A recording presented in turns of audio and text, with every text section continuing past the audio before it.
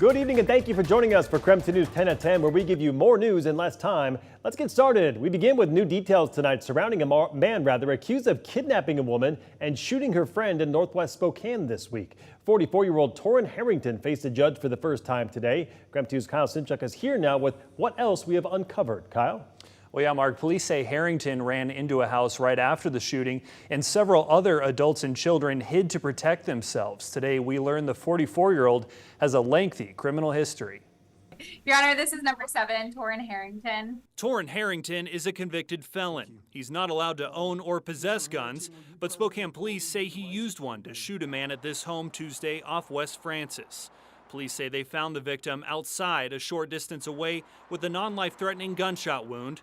Officers say they found Harrington inside the home, along with several children and adults hiding to protect themselves.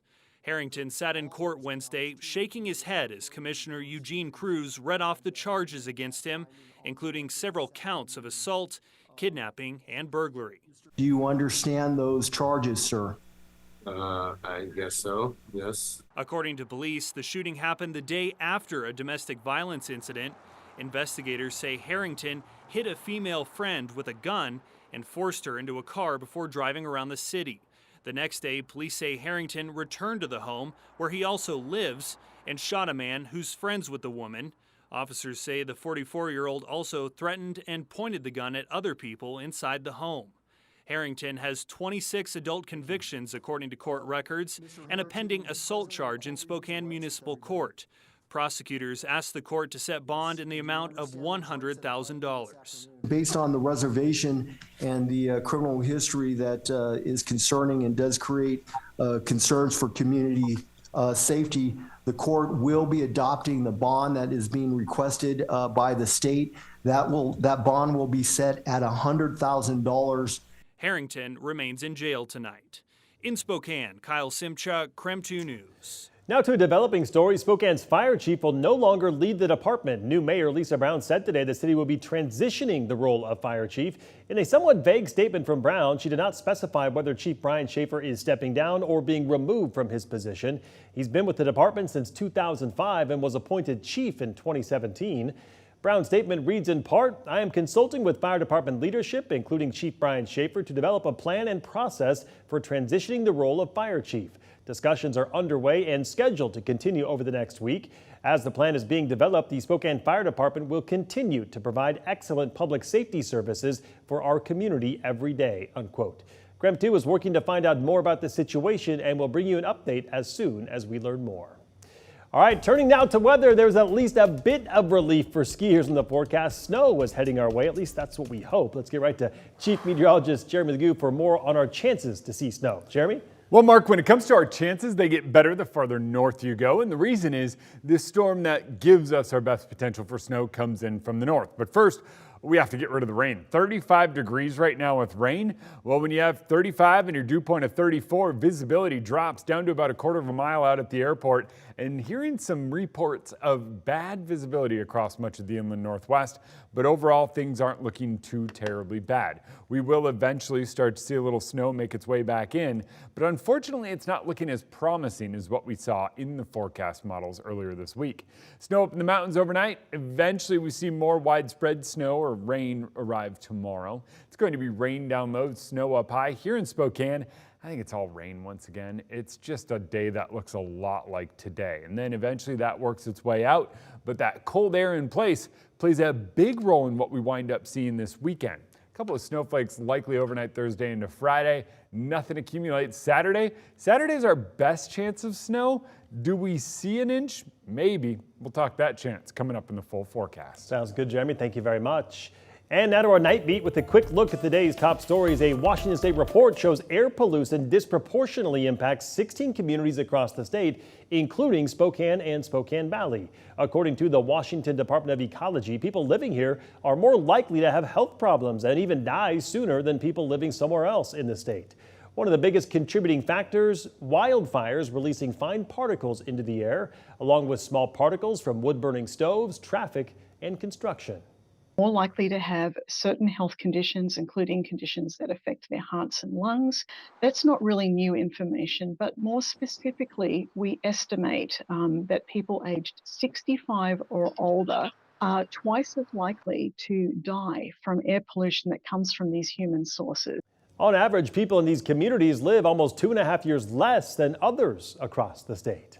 Meantime, when it comes to water conservation, the state is looking to the future. An audit found that Washington needs more reliable data about how much water is being used and how much is actually needed. Maybe good today, but from 5 years from now, 10 years from now, things will change. The increasing population, are we going to be able to serve all of those people that do come into our state? And with climate change, we don't know what the impact will be with that as well. So to prepare, the state auditor's office is making several recommendations. It asks the State Department of Health to improve procedures for data collection. It suggests giving ecology more oversight into conserving water in these systems, and it asks the legislature to consider exemptions for small water systems to help communities with fewer financial resources. The Spokane Airport is getting another nonstop flight destination. American Airlines will offer once daily direct flights to Charlotte, North Carolina. It's going to be an overnight flight taking off from Spokane at 10:20 every night. There will also be a direct return flight taking off from Charlotte every night back to Spokane. The flight will make it easier for Spokane travelers to get to their East Coast destinations. Those flights will start coming up on June 5th.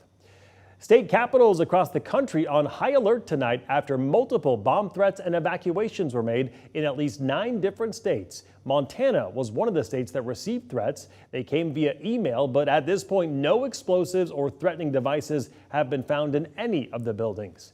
In Washington, the State Patrol says no threats have been reported in Olympia. Lawmakers are returning to session on Monday. And that was your Night Beat. To learn more about any of these stories, just head to our website. That's KREM.com. Well, schools, health districts, and police departments across the state of Idaho will soon get a large shipment of Narcan, an overdose reversal drug. A new law is helping to expand access in partnership with Kootenai County Fire and Rescue and the Idaho Department of Health and Welfare. More than 5,000 cases of Narcan have already been shipped to public agencies all across the state. When Fire and Rescue was approached with this opportunity to distribute the Narcan, the department said they jumped at the chance. It wasn't so much the size that mattered to IDW, it was whether we could meet the mission, and we had the right people in place to meet the mission. And I think it was matching our skill set and our experience with what they needed to happen in the state. According to the chief there, the department received $1.8 million for Narcan distribution. So far, more than $200,000 worth of Narcan has been shipped across the state.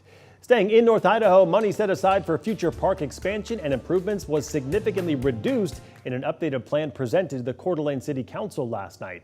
That's according to our news partners over at the Coeur d'Alene Press. Originally pegged at nearly $17 million, the park's capital improvement plan was lowered to a little more than $11 million. The savings comes from cutting down several areas of the budget, including the money for acquiring future park land.